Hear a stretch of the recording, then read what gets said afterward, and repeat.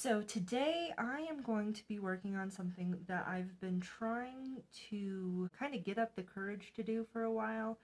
I have been meaning to acquire a dress form. I would love to have a place to display something that I'm particularly proud of, or something that I'm working on so it's not just like crumpled into a ball over in the corner. I feel like it would make me feel better about what I'm doing, especially if I just have like a jacket or something that I'm halfway finished with and I have to like go to work or something, and instead of just like laying it down, I can actually put it up. When I see a project that's just been laid down, I'm just like, I'll get to it when I get to it. It's not going anywhere. But if I see it hanging up, there's a good chance that I'll be like, ah, that's right. I can, I can do a buttonhole real quick. It won't take very long. For those of you who don't know, a dress form is basically a mannequin. There are several different types. Most of the dress forms that I've seen don't have a head. Typically, they don't have arms or legs. As you can see in those examples, some of them do have legs. The tricky thing about those is most of those are standard sizes. You did see a couple that have like little knobs in them, and those ones are adjustable. And I use the air quotes because there's only obviously so much that you can adjust. It's going to be more of an hourglass type of shape. With the adjustable ones, there's only so much that you can move. Even if you get the one that has a lot of adjustable points, you're still probably not going to get your correct size. There is also the option of getting a like custom built dress form for you. There's one company that I cannot remember the name of right now.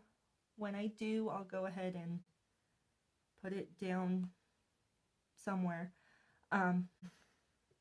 That's fine, but it's very pricey. Most dress forms that I've seen that are in any way even close to my shape or size seem to be relatively expensive, in my opinion. There are, of course, options that are less expensive.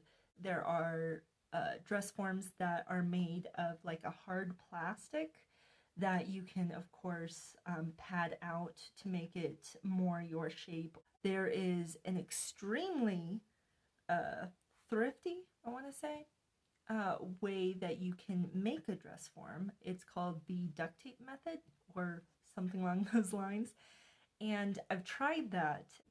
A problem with that is that it's going to be a little bit harder to use it as a pinnable mannequin, because duct tape is not very, like, it's not the hardest thing to get through, but it's difficult. So I went with an option that I didn't know about until I found it on YouTube. This company called Bootstraps Fabrics, I believe. You can go ahead and input all of your measurements, and they take a lot of measurements. There's so many measurements, it's almost not even funny, but you put them all in and you give them money, of course, and they email you a mock-up and a pattern to make your own dress form. So that's the option I went with. The pattern that I got was emailed to me about, I want to say, a day or so after I put in all of my information and paid for it. I did get a discount, but that was because it wasn't because of who I am or anything. It was just the website was like, hey, if you give us your email, which I was going to give them anyway if I bought it, but they're like, if you give us your email, then we'll give you like 20% off, and that's what I did. When they emailed me the pattern, they showed a picture of a mock-up of what the dress form would end up looking like, which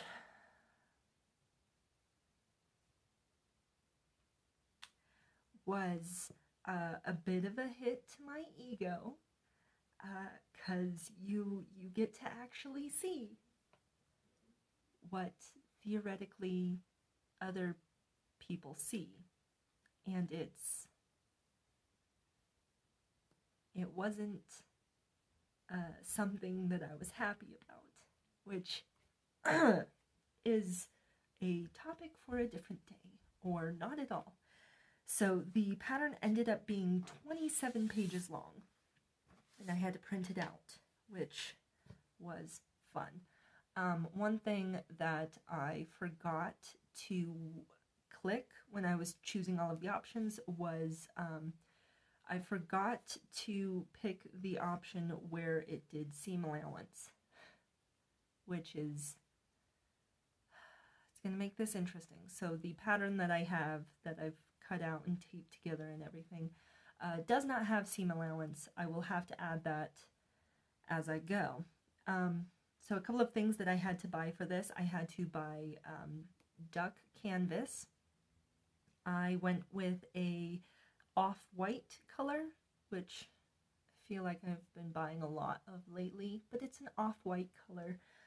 I had to buy, I think it was 2 9-inch zippers. You need to buy batting of some type, and there was a little tip that's like, hey, if you don't want to have to buy the huge things of polyfill, then you can just like buy a pillow or buy 2 pillows and take all of the stuffing out and fill them with that. And I'm like, ooh, that's a good idea. In fact, I could buy a body pillow, and body pillows, again, if you go to Walmart or something like that, are like $10, and that's a lot of polyfill. So you need your fabric, you need your zippers, you need your filling. You also need thread, of course, but then there's also cardboard.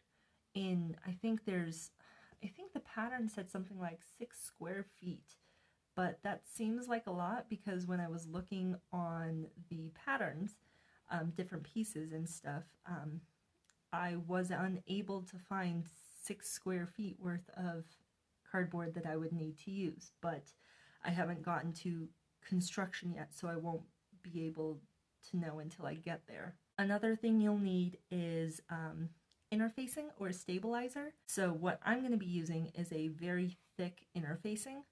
Also, the last thing that it suggests is like a PVC pipe, or I think one of the hacks that you can use is a coat rack, like a standing coat rack. I'm gonna have to spend hours on construction. It'll be great. Without much further ado, let's get into this, I guess. I finished cutting out all of the pieces, and now I have to go ahead and tape them all together.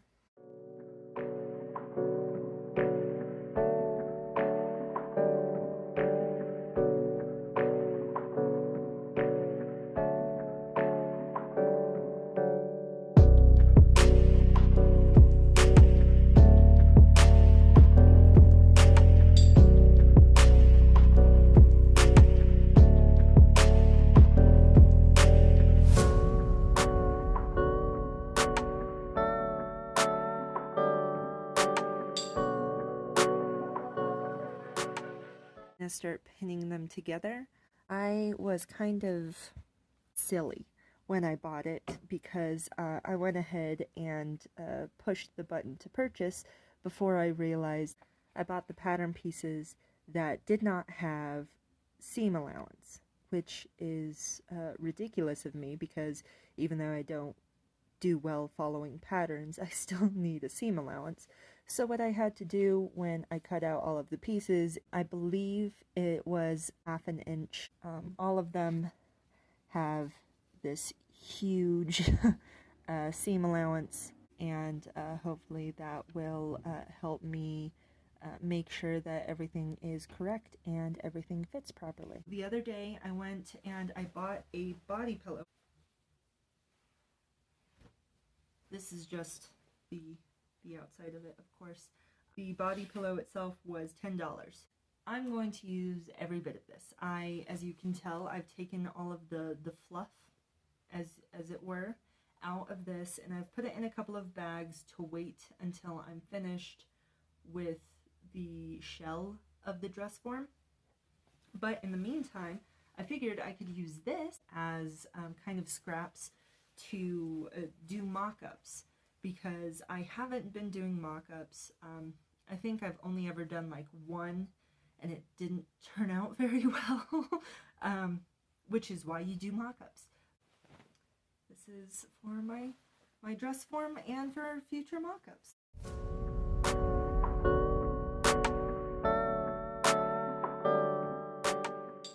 Alright, so this is what we have so far. I have basically everything sewn together. So it's been a little bit since I've worked on my dress form, trying to hype myself up to finish it. I bought a coat rack, and the one that I ended up buying was $20. I'm not gonna need these two sections up here that will just get in the way. Okay, so here we are. It was actually really easy to assemble because, of course, I only had to do these 3 pieces as opposed to these 3 and then 4 here and then 4 here. For the dress form, one of the things that we needed was sponges, and they had a specific size, but I wasn't able to find any sponges of that size, so I ended up getting 2 packs of these. These are going to go, I believe, in the arm areas and on the neck area, so that it's able to be pinned into without hitting directly into the cardboard that's going to be there. Now I just need to measure and glue, because I do also have fabric glue that will keep everything together until I can sew it.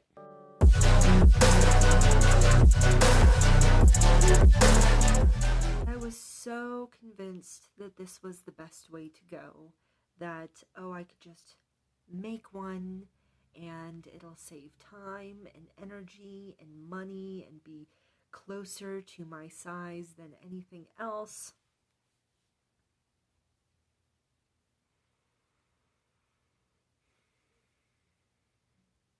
I, like most people, have not stayed the same size that whole time. So at this point, it's dumb to continue.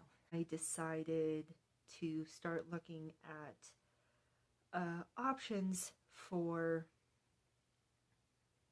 purchasing one for pinnable dress forms, to just have something to be able to work on it on a body as opposed to like on a hanger, which is not fun and difficult.